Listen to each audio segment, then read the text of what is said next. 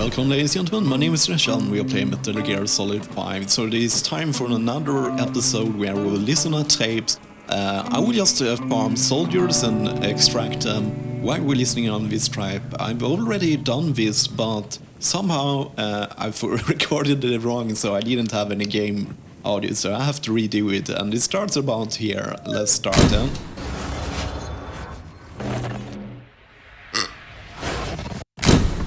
We were lucky to get our hands on that cyborg arm developer. There's no one in Diamond Dogs who can so much as maintain that thing. Bionic arm, not cyborg, if you go by what he calls it. But you're right, the East is light years ahead in bionics. They can even detect through the skin the slight electrical signals from the brain that order muscles to move. The Soviet Union completed their first bionic arm capable of doing that back in the 60s. Although I guess that news didn't really reach the West. No kidding. Zadornov's was the only one I ever saw. Quite a shock to see it for the first time. And it was no mean feat to get hold of Snake's arm. I couldn't get one for you at the time, but you know, now... Forget it. I've no intention of relying on bionics. Right now I need to keep the pain fresh in my mind. Well, it's your decision. But don't you find it... inconvenient? Not a bit. But the phantom pain, it never lets up. Do you know how many men I saw die that day? There's nothing we can do to bring them back. And you expect me to care about getting a measly arm and leg back? Sorry. But my pain belongs to all our dead comrades. I'll keep living with it for their sake. It'll guide me straight and true until I've gotten them the vengeance they deserve.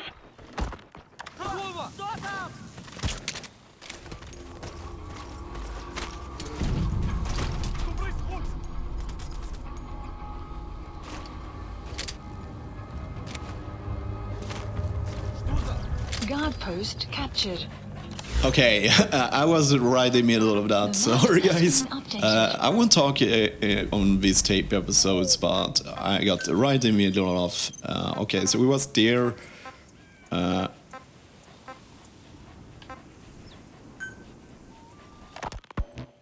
Dee makes a pretty good partner, huh, boss? Too early to say. Yeah? Just seeing him come back makes me real proud. What breed is he? He's not a husky. You're right. Siberian husky is a cross between a Spitz-type dog and a wolf. I think Dee might have some wolf blood in him, too. He isn't just smart. He's also shown remarkable judgment. If he doesn't do what you want him to, He's coming too. Roger that. And he's steady under fire. Remember, he's no lap dog. But learn his strengths, and you'll understand each other soon enough. You'll make one hell of a team. Ocelot, why'd you take it upon yourself to train him? Why? Yeah. When's the last time you heard a wild cat raising a dog? I have an eye for him. I knew at first glance he'd make the right partner for you. And I figured it was about time he got out into the world. So you passed him off on me. There, you see? I knew you liked him. I don't know about that yet. I still think he's trying to figure me out, too. I'll spend some more time with him. You'll see how helpful he can be. What about you? You gotta extract him. I prefer to work alone. Ocelots don't hunt in packs. Yeah, something like that. Anyway, I'm glad you like him. Dee's really taking to you, too. And to going on your walks. Don't be shy about taking him with you in the future. I'll think about it.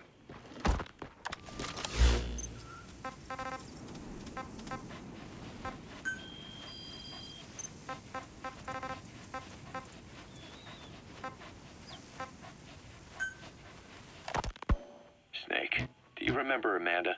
Yeah, I do. Their revolution was a success. Somoza resigned, and Nicaragua has a new government. Amanda's really working hard for her country to be reborn. Good for them. She says she wishes Chico could be there. That revolution was the dream. For Amanda. For Chico. And their father. Analysis complete. That chopper was no place for Chico to die. I'd like to at least think history will remember his part in the revolution. When you pick up a gun, there's always a chance you'll die for nothing. He knew that as well as the rest. Now that he's gone, it's up to the rest of us to decide what it was all worth. If we don't, there's nothing to prove that Chico ever lived at all. We're his mark on the world. Amanda told us that Strangelove contacted her after the revolutionaries came to power in Nicaragua. Strangelove, the AI researcher from Mother Base? I remember her. We'd lost touch with her, till Amanda heard from her out of the blue. She told Amanda she wanted to salvage Peace Walker's dry parts, or something from the bottom of Lake Nicaragua. Amanda passed the request on to her friends in the new administration. She's a national hero now, after all.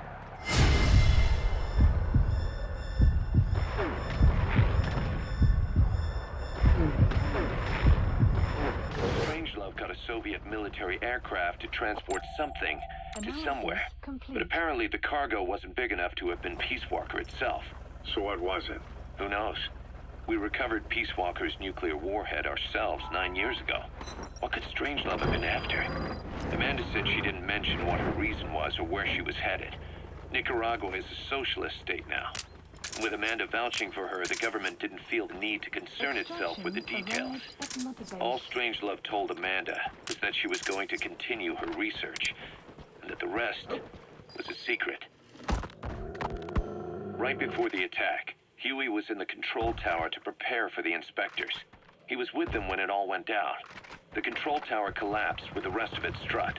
His body was never recovered, but he was the one who met the inspection party when they arrived. And he was the one who showed the nuclear inspectors to the tower. You remember the way it went. First he recommends we agree to the inspection, then he gives them the okay without our permission, all the time acting as if he was doing us a favor. On top of that, he even had the guards disarmed that day. It would send the wrong message, he said. Whatever the angle, it all leads back to Huey. I curse my own stupidity for not realizing sooner. Huey escaped with that unit by chopper. I've been hunting him for 9 He's coming too. Roger that. Operating around Afghanistan was to dig up his location. Huey's in Afghanistan? Yes, and I have a good idea where. Now we just wait for the right moment. This time, we'll be the ones using him. He's going to tell us who our guests really were that used a fake nuclear inspection to blast our home into the ocean.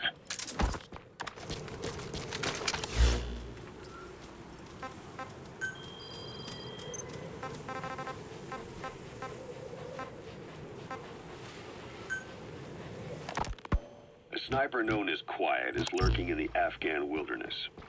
This Quiet has performed a string of hits on Soviet officers. The attacks always occur in the same area, but sweeps of the area turn up no traces whatsoever. They've even posted guards, but they never spot a thing. And then before you know it, another body's lying on the ground. You ever heard of someone who operates like that? No matter how still and silent a person tries to be, they always create some kind of ripple.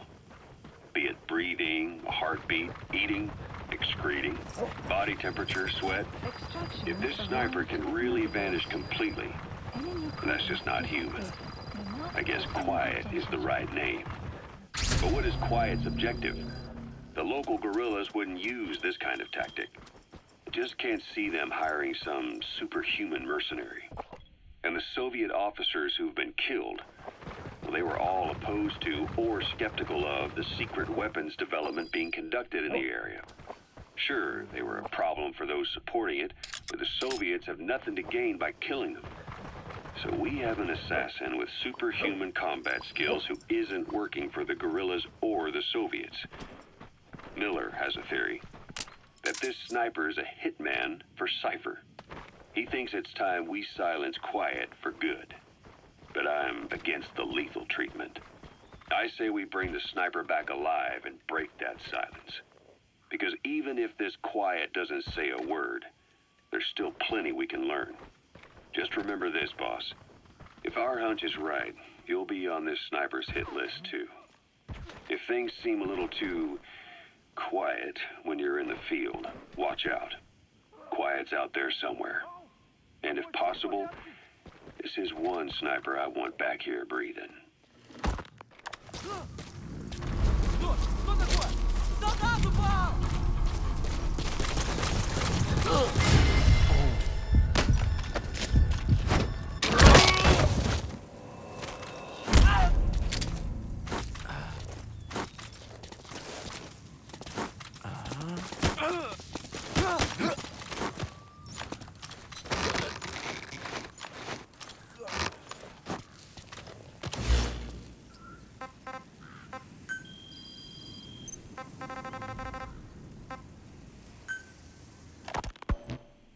Quiet first came here, she demonstrated her marksmanship against that enemy fighter plane.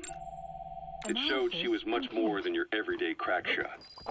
Hitting a moving target from 600 meters is a challenge, but it's possible with the right training and equipment. But shooting down that missile, that's a world apart from taking out a soldier on patrol. The chopper the target were in motion, meaning different vectors at high velocity in three-dimensional space, and she shot an unguided bullet that had to fight air resistance and gravity. All that while the chopper was taking evasive maneuvers. Some of the best target leading I've ever known. She has a superhuman sense of spatial awareness. You put her in a fighter jet, and she'd be an ace right off the bat. Hell, your judgment was top class too. Realizing she could take out that pilot, that's quick thinking. You and Quiet could make a hell of a team. You'd be damn near unstoppable. Quiet is still in her cell. Only a few staff are authorized to go near her. She hasn't tried anything funny, but that's what bothers me most. In particular, what does she have to gain by coming to Mother Base? I first thought she was under orders from Cypher to take you out. She didn't manage it in Afghanistan, so round 2 happens here. So I lighten the guard. And that lock on her door is a joke. You gave her an opening. And? Well, she hasn't killed you yet. And I hate to say it, but she's had plenty of chances. You made me the bait. Poisonous bait. What better?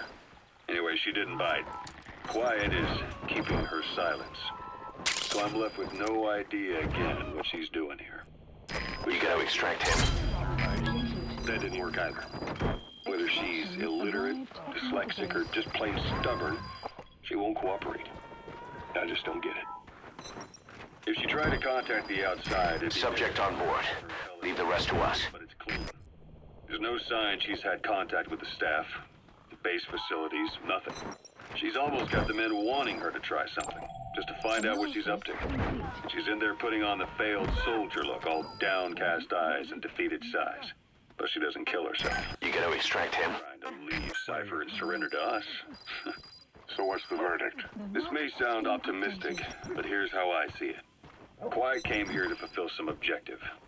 To kill you, maybe to destroy Diamond Dogs. Whatever it was, before she could do it, something changed her mind. Yes. When I look at her, I sense hesitation. You think she'd betray Cypher? Can't say for sure. I prefer the ones that talk. Anyway, we'll keep her under watch. And we're also looking into those special abilities of hers. You'll be the first to know if something comes up. Why not look in on her yourself once in a while? Right.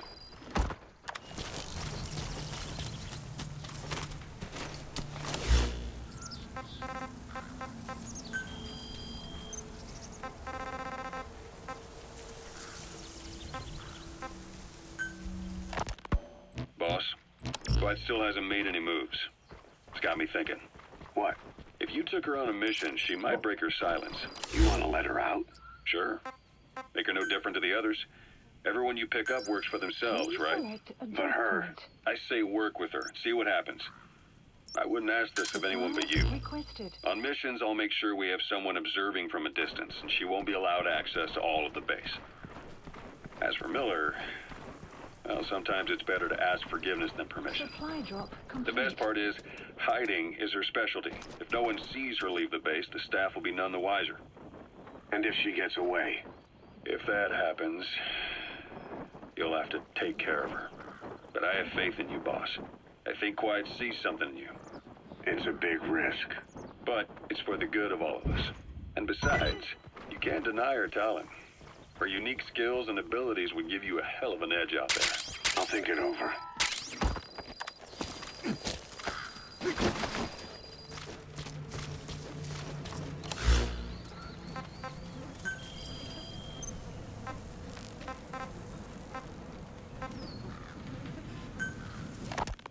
How long are we gonna keep that woman here?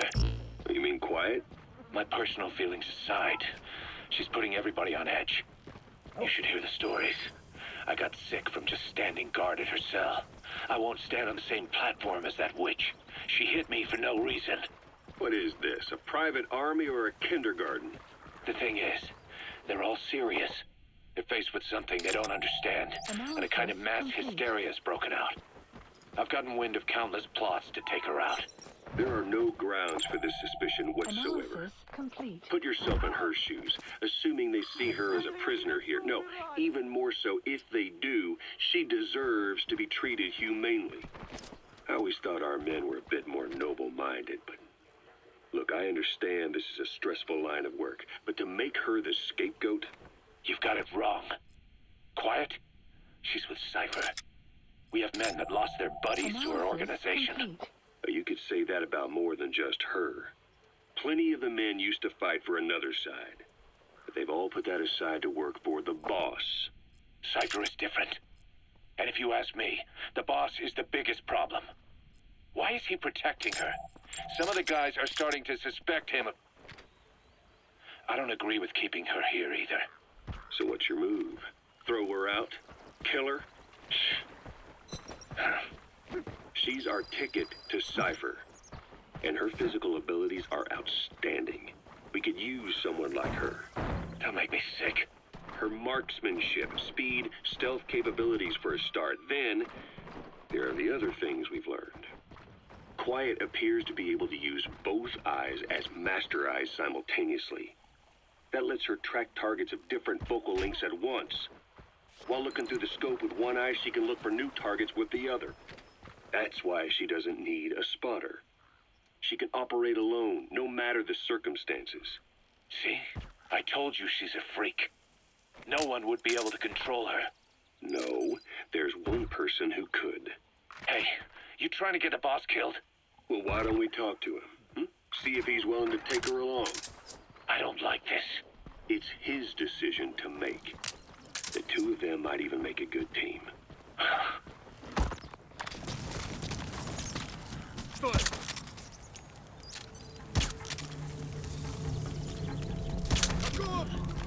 Как ты, в порядке?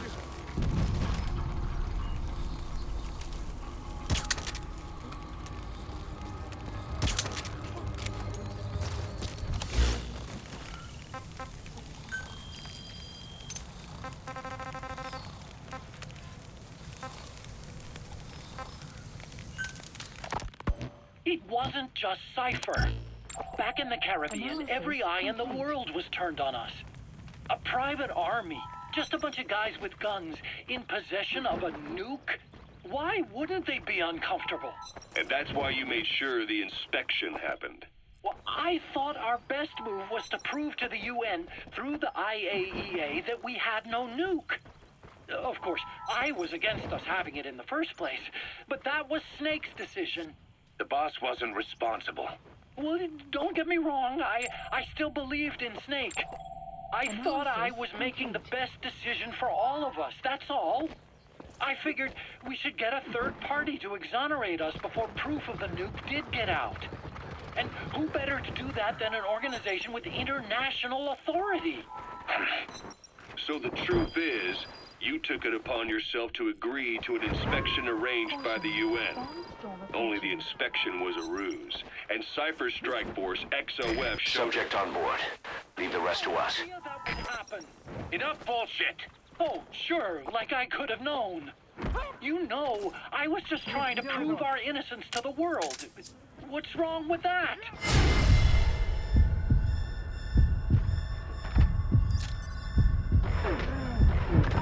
Interested in the excuses you've thought up. The truth is objective. Just see it from my point of view. You led XOF to the control tower. They seized it, giving them complete control over the base. Moments later, they detonated C4 on... Anyone who'd managed to survive was hunted down by the assault force and their choppers. You can't believe I did that on purpose. That was the end of Mother Base. But it wasn't the end for you. How can you... Look, think about it. I lost something too. I built Zeke and it got buried underwater. I am a victim. That raises the big questions. Why were you the only one spared? You got away without a scratch. Why did Strangelove leave the base on the eve of the inspection? You two were close. Strangelove?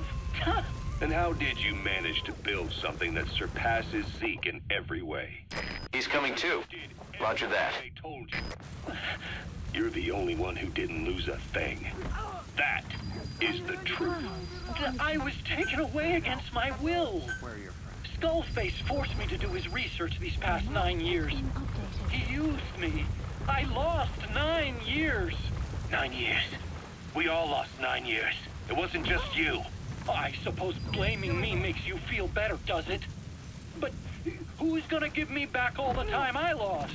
You're not getting anything back. You're not a victim here, Emmerich. You're the perpetrator. I didn't know anything. Nobody can back that up. Yeah, all the evidence is at the bottom of the ocean.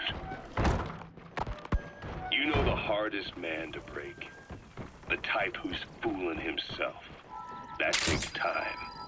It's easier to live a convenient lie than a painful truth. Is that the piece you've chosen, Doc? I'm not lying. Of course. Just let me check one or two things. On that day, you were in the control tower with them. Lucky you.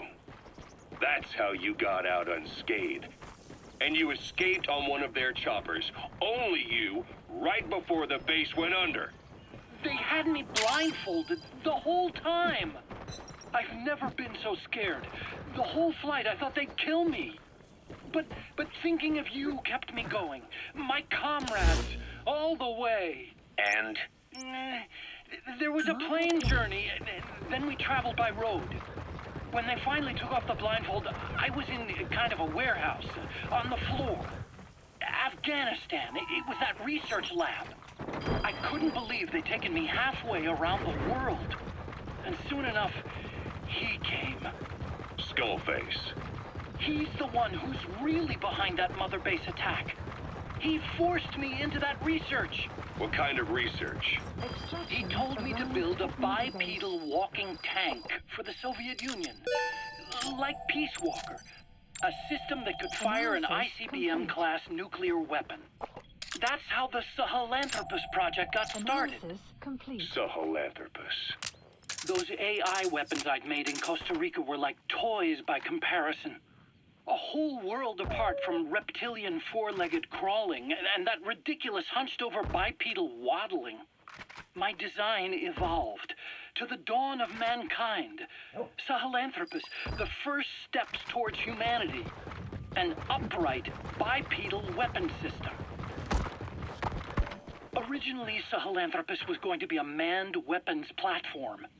I designed a cockpit in its head, and I planned to fill it with water as a buffering agent. Like how Paz modified Zeke for human control. Don't compare me to some amateur. I designed it for human control from the beginning.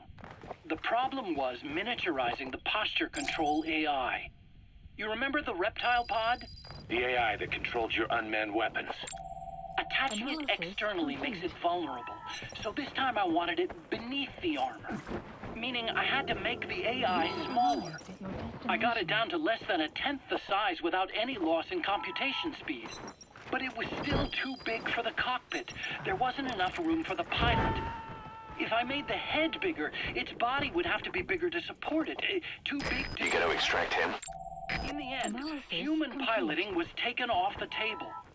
I tested a remote control system too, but there was the time lag and I wasn't satisfied with its precision either. Plus, it would be useless if the enemy jammed it. So next, I went back to trying an AI-only system. To do that, I had the AI pods recovered from Nicaragua. This was a hybrid AI, a combination of Peace Walker's reptile and mammal pods. The only AIs that had ever successfully operated an unmanned nuclear weapon system. Really? You'd need some help to get that working. Expert help. Did you work with someone? I worked alone. You did that yourself. He's coming too. Roger that. The AI didn't pan out in the end either. But I did finally get Sahelanthropus walking by folding over its upper body to lower its center of gravity. The first upright bipedal locomotive weapon system in the history of mankind. I guess technically it falls into the anthropoid ape category. I don't see the benefit of having it stand taller. On terrain with significant differences in elevation like Afghanistan, you need a body that's vertically adaptable. That also lets it attack from long range while using mountain ridges for cover. So, making it walk upright was the most important factor in giving it superior height capability. As the name suggests, that was the whole point of Sahelanthropus. But I was being pushed for results. Having the AI mounted externally would have been the fastest way to get it working. I just needed more data so it could maintain its balance. But Skullface refused to wait. He dismissed the idea of AI control and took Sahelanthropus away from me before I could finish it. But it was walking when it came after you. That's just it. I don't understand how Skullface got it right. Without a pilot or an AI. And walking at that speed, too. It's beyond anything I could have imagined. This is like the Wright brothers making it to the moon. I'm just as clueless as you are. So this Sahelanthropus, where is it now? I have no idea. All my experiments took place at that cave. I've never seen it anywhere else. Besides, it's still just an incomplete prototype at this point, and nothing but a paper tiger. Even if it can walk, it's far from being a viable weapons platform. It wouldn't be useful in actual battle. Emmerich will remain here at Mother Base for now, but not as a member of Diamond Dogs. I still don't trust him. That work for you? Fine by me. He can't be allowed any contact with staff either. Yeah. A lot of the guys would love some payback for 9 years ago. We still need him alive. But we have to restrict his movements. He can only go where we tell him. And of course, the interrogations will continue. He worked for that skull bastard for nearly a decade. He still has more to tell us. How long are we gonna press him?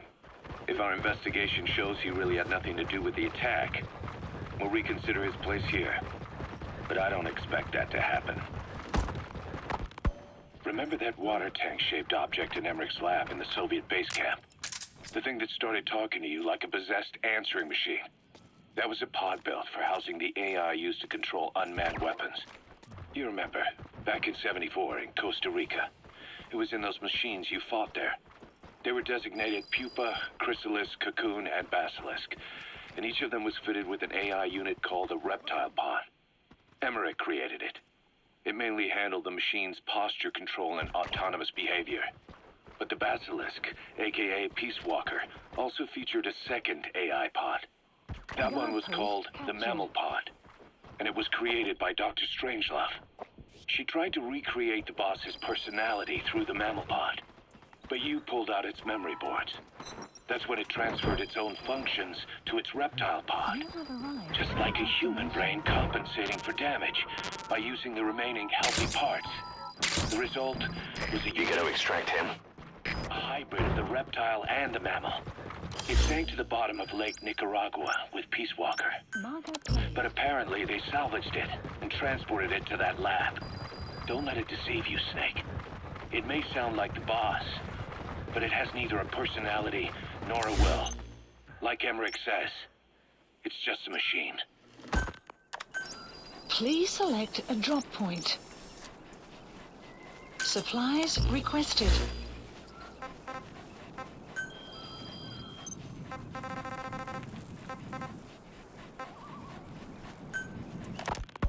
Ever since the attack on your unit 9 years ago, the name Big Boss has become known the world over. What do you mean?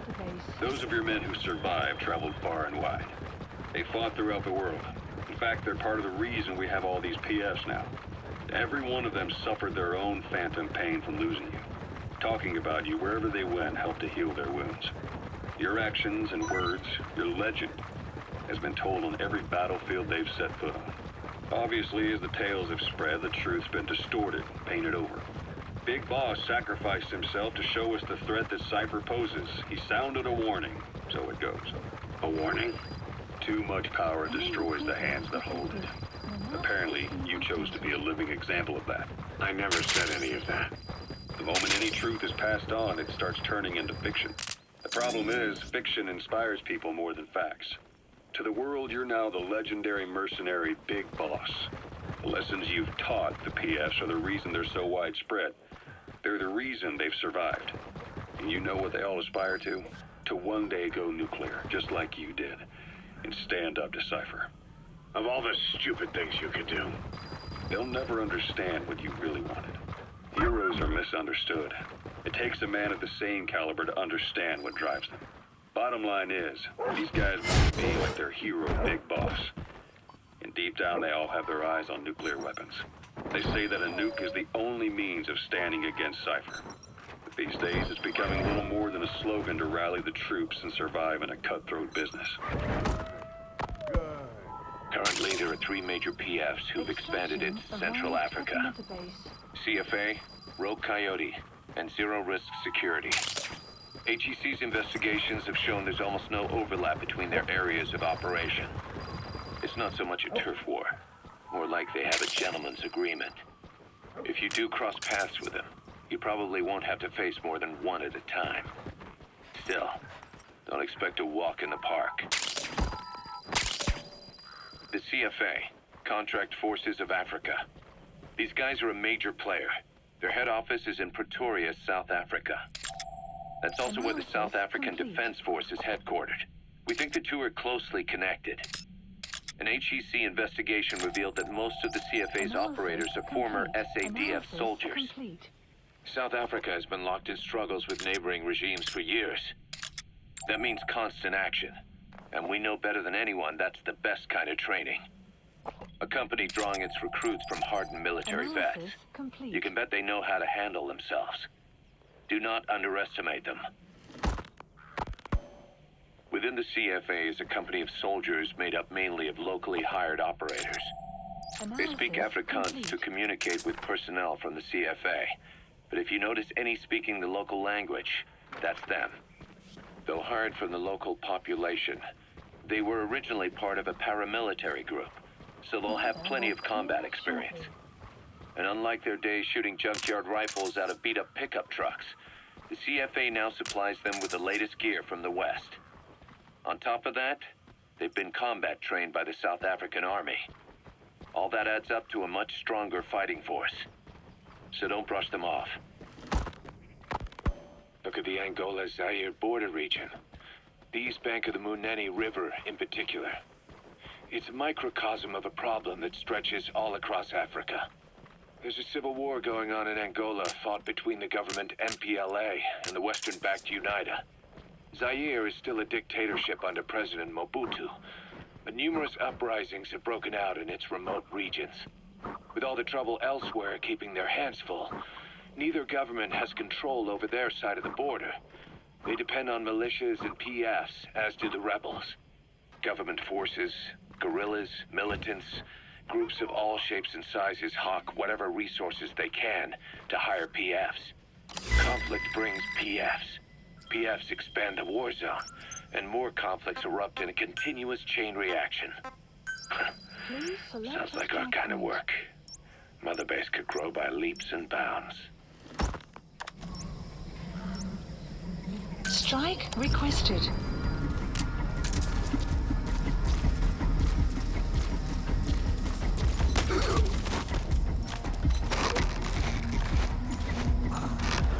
Strike will commence shortly.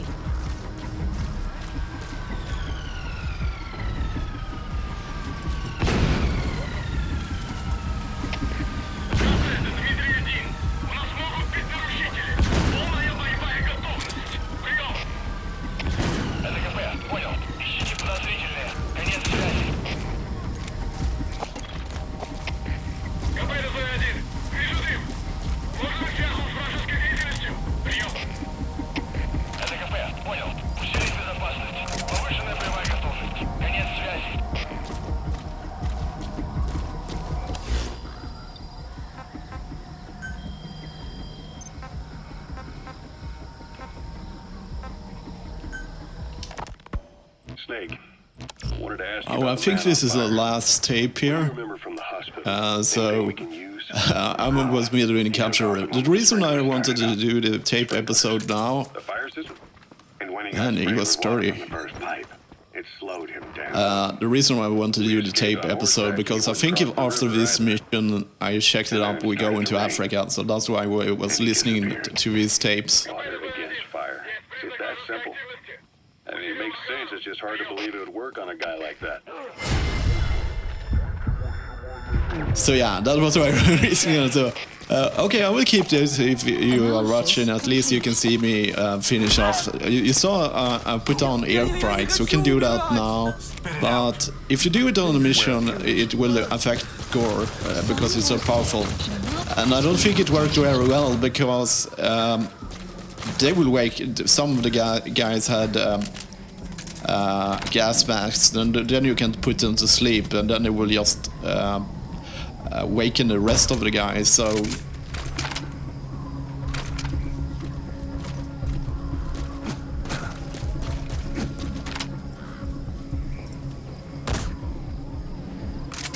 and as you can see, I have a silent sniper now, so it can be helpful for taking these guys out. Okay, so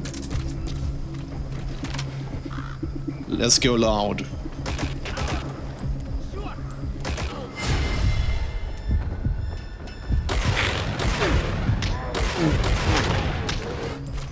As we only have 4 left, so